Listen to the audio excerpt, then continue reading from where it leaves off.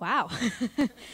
I was semi-confused, but very, very impressed. That was quite a display. No, I really, I liked the way that you didn't try to put your avatar into something else or create it into something else. You simply just tried to make it appear.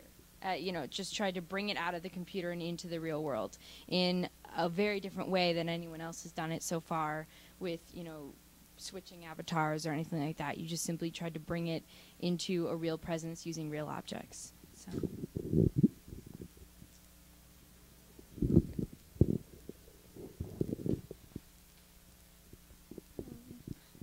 I was kind of confused about the use of the things, but I think you brought across the frustration really well with the whole communication between you and him. But I was a bit confused about how what you were saying related to how you were acting. Like you were acting like a tuna, but I thought that you were incorporating it into your personality, but I wasn't sure about that.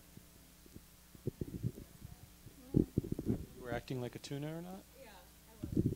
You were not acting like a tuna.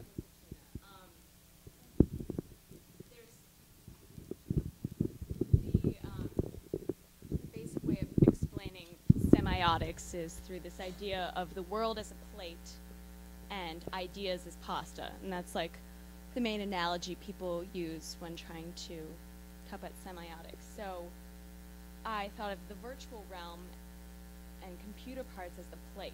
And these are our ideas about avatars, and I'm trying to understand what he's talking about. I'm using different tactics and tools, but then he's not even speaking English. So I can't digest it. The first opening part was about that.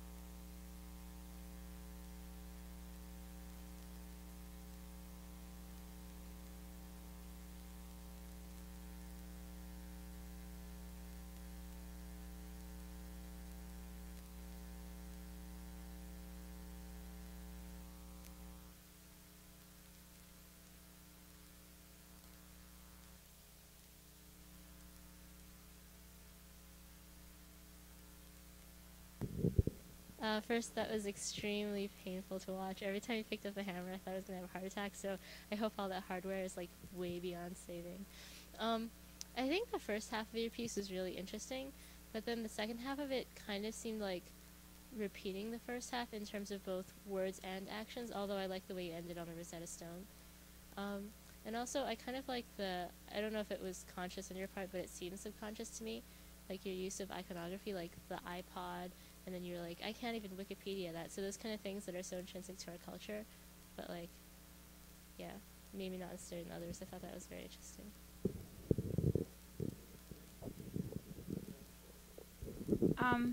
I really, really liked your performance, and I think it was like really impressive the way that like you like completely shut down and like really like got into the performing and did everything with the pasta, and like you dared to put it and like, you know, bang everything. And but like there was like one thing that like I was a little confused about. Like I think people have been kind of asking it, like whether or not you're the tuna or like your voice, like the iPod voice is either you or, but at the same time you're like reading what Lester's writing.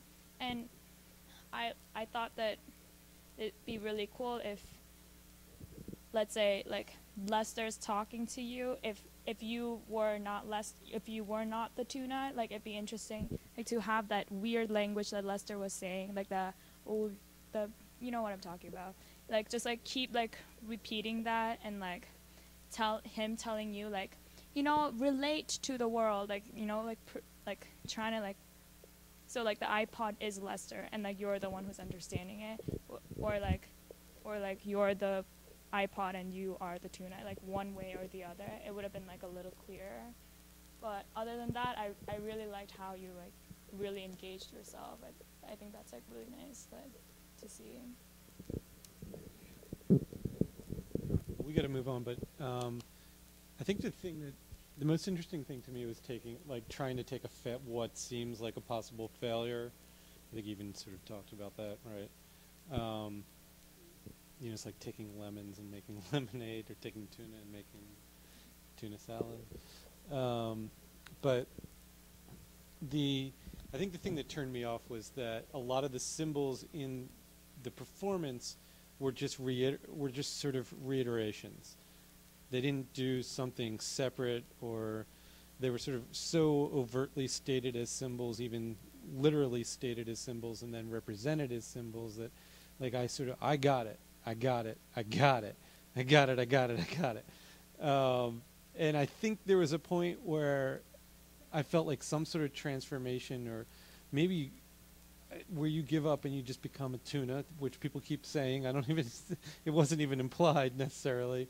Or somehow, like when you reach that point of frustration, rather than just telling it to me, like some evolution occurs, like some schism, some break, some new epiphany or change or something different occurs than, again, just the reiteration of the frustration.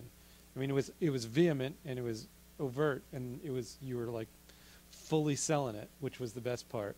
But it just also felt like I'm getting what I know. Yeah. Oh no, it was theatrical. You didn't fail at theatricality. It was plenty theatrical. Okay, we got to keep going. Thanks.